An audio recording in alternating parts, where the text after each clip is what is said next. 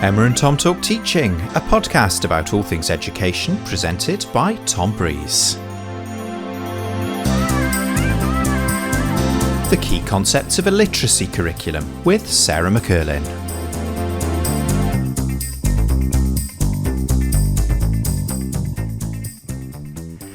Hello and a warm welcome back to Emma and Tom Talk Teaching, where I am podcasting all by myself today, and therefore even more grateful than usual that I've got a guest who's got some interesting things to say to me. Sarah McErlaine, welcome. Thank you very much, Tom. Thank you.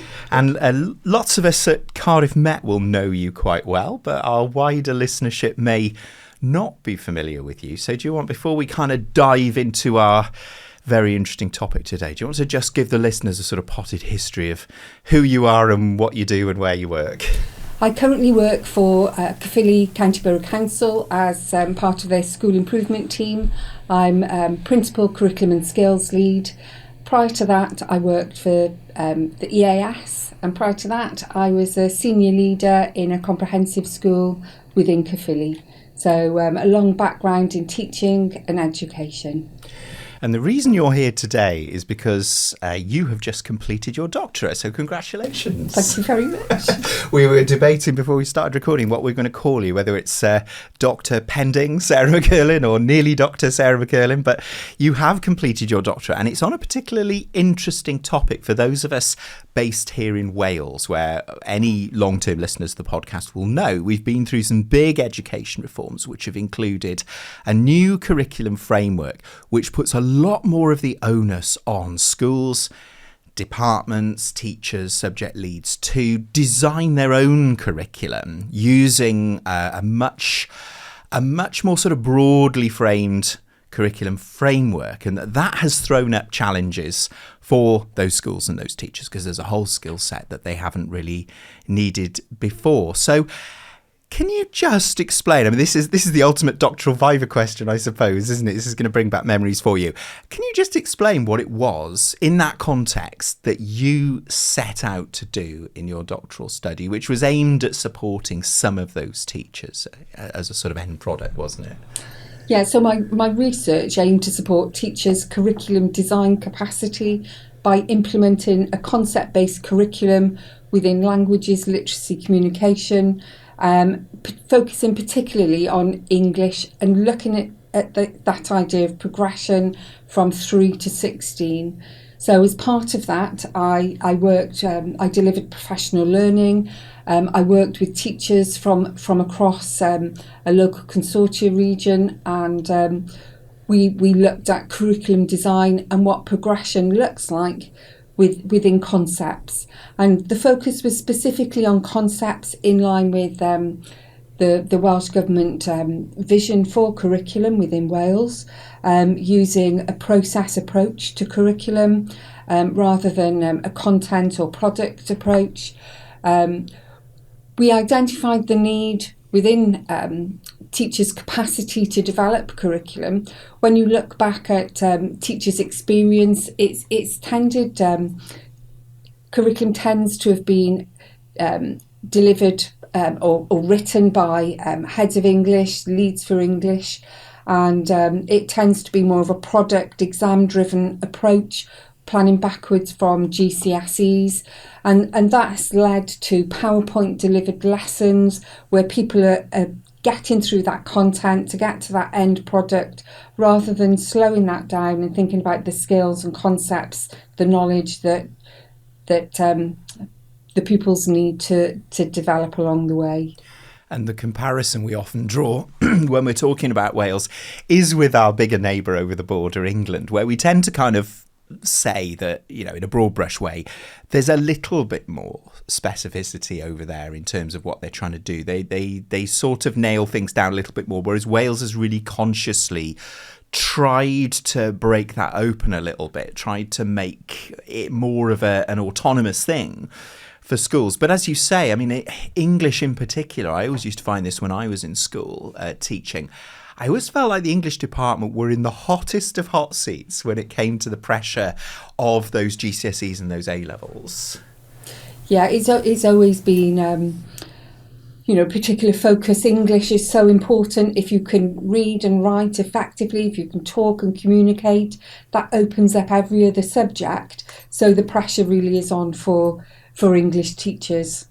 And not only that, but further down in the age range, we know, if you've been listening to this podcast, we know that there's been quite a lot of news about the place of phonics in the curriculum framework, a suggestion that should have been specified. And really interestingly, quite recently, Welsh Government have agreed and have updated that advice. But rather than look at those sort of quite nuts and boltsy things, you decided to take a different approach, didn't you? And that was to look at the idea of concepts in the curriculum. Yeah, we started off by looking at what concepts would be embedded within the curriculum documentation. We used the what matters statements, and we went through. In other subject areas, the concepts are really spelt out. So, for example, in history, humanities, the concepts are there. But within English, a conceptual approach, the concepts aren't really spelt out. So in some countries, such as Australia, New South Wales, there's a clearly defined list of concepts. In Australia, they've identified 15 concepts.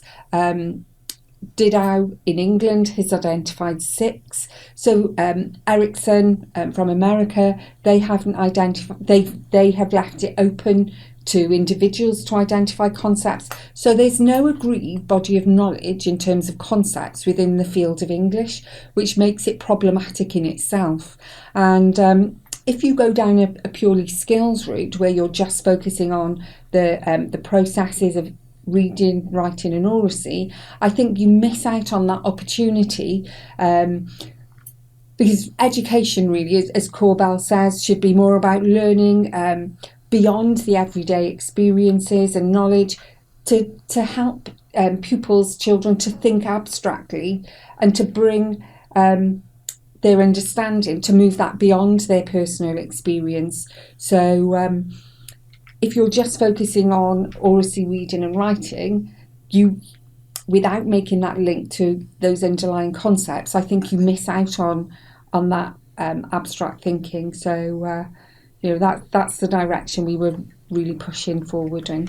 And because you were then doing this research project, you had this great opportunity to sit down with a bunch of teachers, and it was both primary and secondary, wasn't it? Yeah, who kind of were in that hot seat, whether it was in a sort of literacy coordinator sense in primary, or whether they were perhaps heads of department or kind of, it's quite senior in the department in secondary, to dig into these concepts. And what was the general sort of mood or vibe you got off those teachers once you got them together and started digging in? Well, one of the aims of the project was to look at that idea of collaboration, which has traditionally been more about looking at portfolios and establishing this is a level 5 or this is, and verifying those portfolios. So it was moving beyond that type of experience to make it more worthwhile, to understand the learning that's already taken place in primaries, for primaries to understand where that learning is moving forward.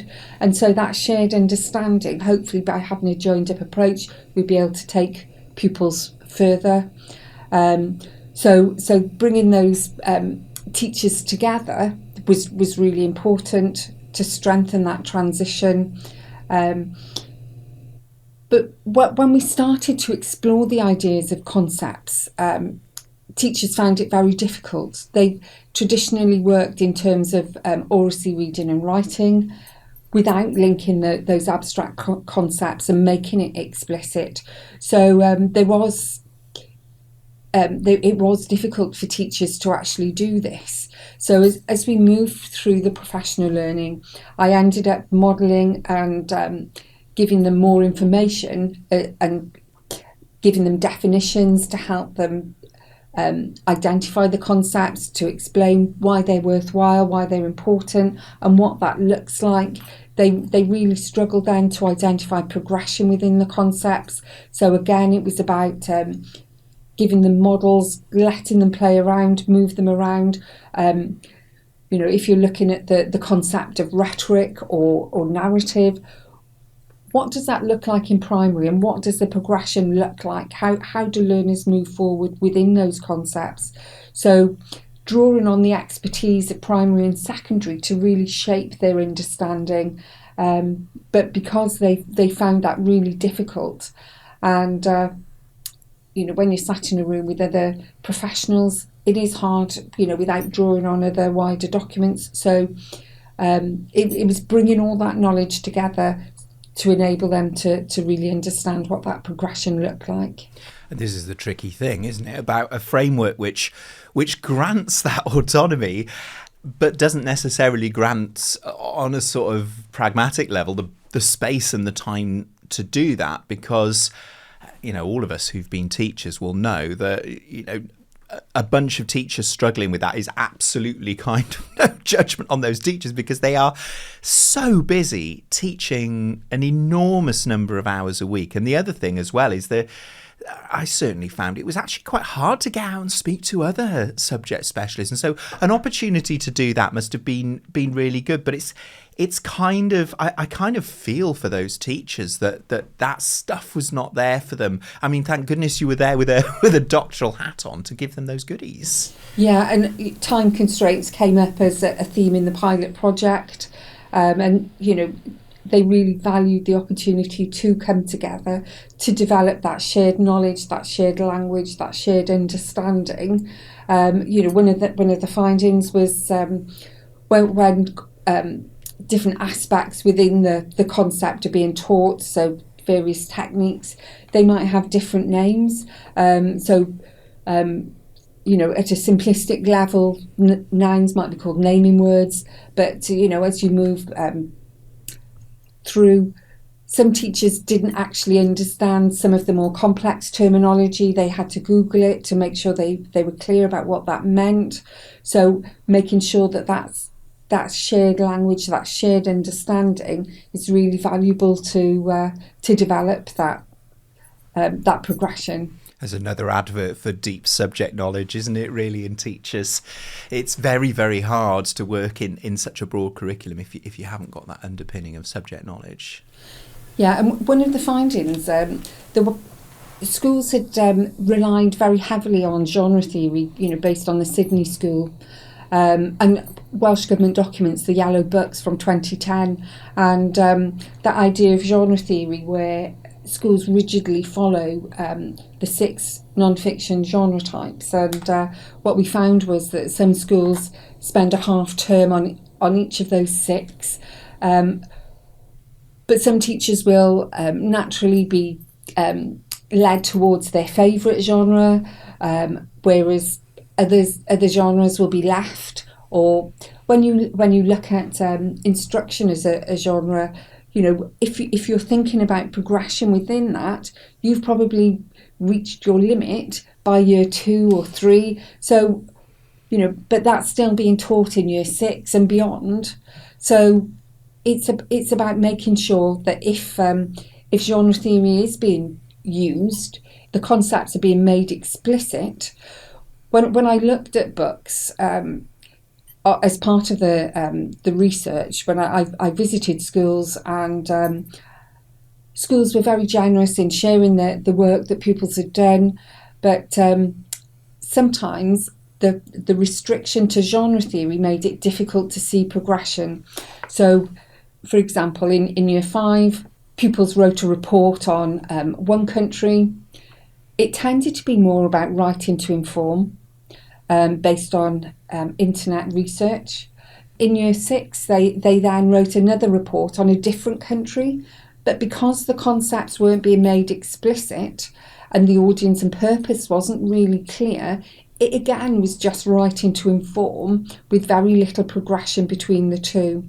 So as part of our conversations, we thought about what was the purpose of that writing. Were they writing to inform, and if so, how was that progressive?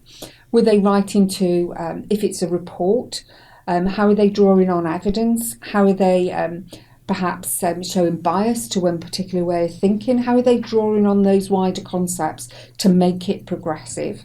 So it was absolutely fascinating. It is really interesting, isn't it? And it's amazing to think of all of these subject areas out there in the world kind of grappling with this difficult stuff. I mean, if just for the benefit of any listeners maybe who were not lucky enough to find themselves in a room with you doing this project, I know that you read really widely, sort of worldwide. It's easy for us in Wales to sort of assume we exist in a bit of a bubble. We're a very small country. But you went, I mean, you've mentioned Australia, you went really far and wide looking for your sort of inspirations, curriculum-wise and concept-wise. So I suppose just for the benefit of anybody who hasn't been in person with you, where were some of the places, some of the writers, some of the ideas that you dug up when you did your initial reading, just so they can go find them?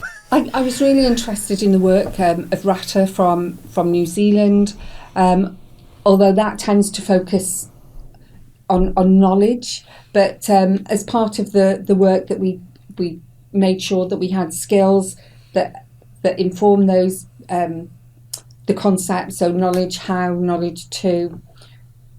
I also looked at the work that McErlaine had done, building on Rata's work.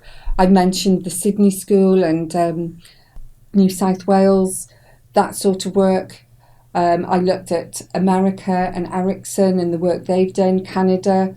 In earlier documentation as part of this doctorate, I also looked at the work in Scotland, Northern Ireland, as part of a policy learning approach. What can we learn from other countries who've embedded similar curriculum frameworks, and what can we learn from that to make sure ours really works and is really successful? Because when you give teachers such a high level curriculum to design from scratch, that can be problematic in itself. So drawing on these wider experts, was really important. I looked at the work of Appleby, looking at that idea of knowledge in action and how we can make sure that dialogic thinking is embedded in everything we do. So I really looked widely to make sure that the research was embedded in, the best findings from across the world. And one of the interesting things about a professional doctorate, which is what you've done, an EdD as opposed to a PhD, is that the eventual aim is to have an impact on practice, which, is a really attractive proposition, I think, for all of us whose identity still sort of lies in teaching. I mean, I did the PhD and I always struggled against this.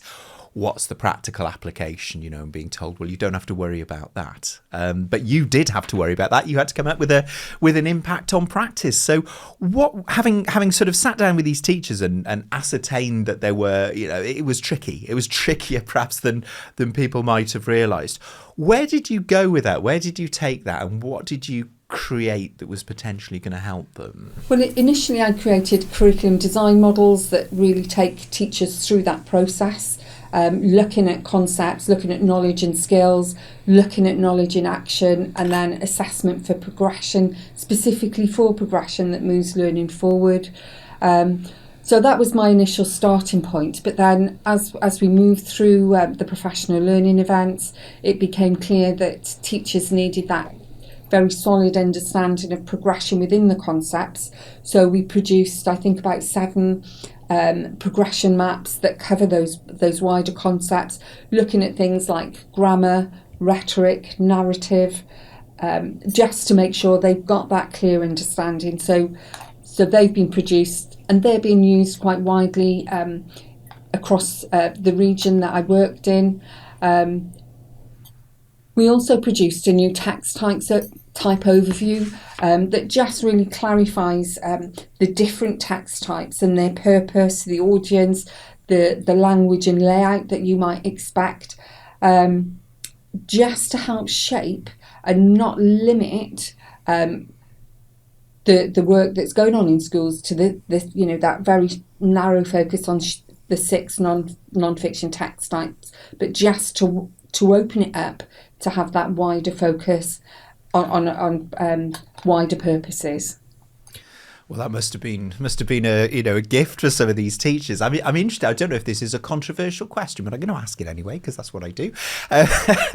There has been a tendency with Curriculum for Wales, the framework, I think, having granted all this agency and all this autonomy to schools and teachers, that when it's become clear, as I think it has to a lot of people, that a lot of schools and teachers are crying out for a lot more support of the type that you're talking about, you do sometimes get this sort of, oh, don't kill the autonomy, don't kill the agency sort of cry. I mean, I'm guessing that you would argue, would you, that what you've created there is not killing the autonomy or the agency, but it's walking that line between the support and the freedom? Yeah, and I would say it's strengthening teaching, because if these concepts are being revisited over time, so if you're looking at that idea of argument or rhetoric all the way across, right down from primary school into secondary school, and if you're really making the techniques that fall under that concept of rhetoric, if you're making them explicit, you're building that knowledge and you're developing, a spiral curriculum in line with Brunner's thinking. So you've got that progression built in. So and the concepts can be applied to whatever curriculum, whatever topics or themes, but it just strengthens the learning. It makes it explicit, so you've got that progression. It was interesting. The other day I was in our big studio doing a political special with Finola Wilson from Impact Wales and also Dr. Gareth Evans from the University of Wales Trinity St David. He's their Director of Education Policy. And I asked the pair of them, having spoken to all these politicians who were, putting their pitch for education policy, I asked the pair of them, is curriculum for Wales, should we be scrapping it? One or two of the politicians had suggested to a greater or lesser extent we should. Some of them have said we shouldn't. Both of my guests were very clear that scrapping it was just asking for another decade of pain. They were both very clear they felt there was a way that framework could be strengthened in the way that you're talking about there. So perhaps this is a signpost, perhaps, that we should be looking more widely at just providing this sort of extra support. Yeah, absolutely. When we met together, primary and secondary, both sets of teachers from the different phases, they've both got their strengths. Primary practitioners, they're generalists, they teach every single subject, so it really helped to support them and develop their knowledge, their understanding of English teaching. But then again, there's a lot to learn from primary practitioners who spend, all day with their class, their pedagogy. That's been refined over time to really engage those pupils. So there's a lot to learn from them, and the same with the secondary. Their expertise within the subject, within the discipline. There's a lot to learn from them. So bringing them together makes absolutely perfect sense, and developing that shared language to develop that understanding and applying those concepts, it strengthens what we've got, that framework working towards the four purposes. It just makes perfect sense. And zooming out a little bit, I mean, let's not forget that, you did this doctoral study, but you've also got a day job, which is in school improvement. You were initially in a regional consortium. Now you're doing the same thing for one of the local authorities. How has doing a doctoral study actually had an impact on or changed what you do in the day job? Are you seeing any differences now in the way you approach things? Are you seeing impact out in the classroom based on the work that you've done? Yeah, even though I'm not with the regional consortia, my team, they took on the idea and they've used it to strengthen not just within English but wider across the curriculum. Part of my line management responsibility was for humanities, expressive arts. So they've taken on board the idea of concepts. They've embedded it into their writing training, their reading training, and it's really having an impact. I think the day before the Viva, I had a message from someone in the regional consortia just to say how the work was transforming the work of a cluster and how they were using the concepts to really make sure that troublesome transition is much smoother, and you've got that joined up continuum of learning. Fantastic. Well, we are looking forward to hopefully reading some of your work in print eventually. But you are out there, doing this work, aren't you, for your own sort of local area? So schools that are based in there, I'm assuming, can hopefully get in touch for a bit of help. You're working, did you say 34 professional learning schools? Yeah, we've got, I think, about 83 schools in Caerphilly. 33 of them, I think, are lead schools. So they develop and deliver their own professional learning. So I've only been there a very short time, but all the literacy leads in secondary have come together, and we're starting to develop, to collaborate, to shape our very own Caerphilly approach. Well, you know what, it's nice to hear a positive story about navigating the curriculum for Wales, because we do hear quite a lot of criticism. I've done a certain amount of criticism about that sort of slight lack of detail and the impact that has on teachers. So it's just really nice to hear that somebody has kind of gone out and done something about it. Let's move on to our infamous short slots now. Something interesting, something to try. Let's do the something to try first, because I think it's more linked to what we've just been talking about. What if our listeners are not lucky enough to be based in Caerphilly, what should they go ahead and try now, having listened to this? I would have a look at your subject area, your area of learning and experience, and identify the concepts within that. Particularly within English, if you're an English or literacy teacher, identify the concepts and just see what progression looks like within those concepts. And as you said, that's quite a hard thing to do, isn't it? I mean, did you just kind of winding back a bit here? Did you get the impression that kind of getting together and doing that in a sort of dialogic way or in a collaborative way is really important? I mean, that feels like something you can't do on your own necessarily, because you can't see the wood for the trees. Yeah, and it's making sure that it's revisited so it builds. And as a secondary English teacher, one of my problems with teaching was the fact that punctuation, spelling, capital letters, that full stops, that just wasn't embedded. So I was going back, and then I sometimes within the work they would be trying to use more advanced punctuation, but they hadn't got the basics right. So just by having that shared understanding of progression, it means you can really focus on the basics, make sure that's right, and then you build that progression in. Yeah, classic advice that, isn't it? Don't just move on because the plan says it's time. What about something interesting for our listeners then? I know this is off topic a little bit, but not in terms of your old job. Well, I'm really enjoying reading the final trilogy, The Book of Dust, written by Philip Pullman. I'm on the final book, the Rose Field, at the moment, and I'm really enjoying that. So I would recommend that listeners go out and read the trilogy. And obviously that's Philip Pullman, one of my old university lecturers. So wow, goodness me, what was he like as a lecturer? Really inspirational. Yeah. Really inspirational. It's like he's inspired your future career really there, hasn't he? So yeah, nice one, Philip Pullman. You've done good. Well, thank you. I'm going to say it, Dr. Sarah McErlaine. I'm going to jinx you now. No, it's all going to be fine. That has been really, really interesting, actually. A run around an area of curriculum for Wales and potentially with more solutions than problems. So that's quite good for us to see. Hope you've enjoyed that, whether you're in Wales or further afield.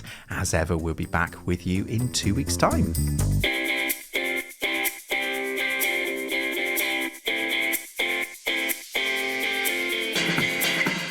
You've been listening to Emma and Tom Talk Teaching, a podcast about all things education, presented by me, Tom Breeze. The special guest this episode was nearly Dr. Sarah McErlaine from Caerphilly County Borough Council, and thanks to Sarah for joining us today. Podcast artwork is by Beth Blandford and the music is by Cameron Stewart. Technical support from Peter Lamburn, the studio manager is Adrian Rapps, and the technical problems with the sound were all my own work. We'll be back in a fortnight with something else interesting. Until then, take care and enjoy teaching.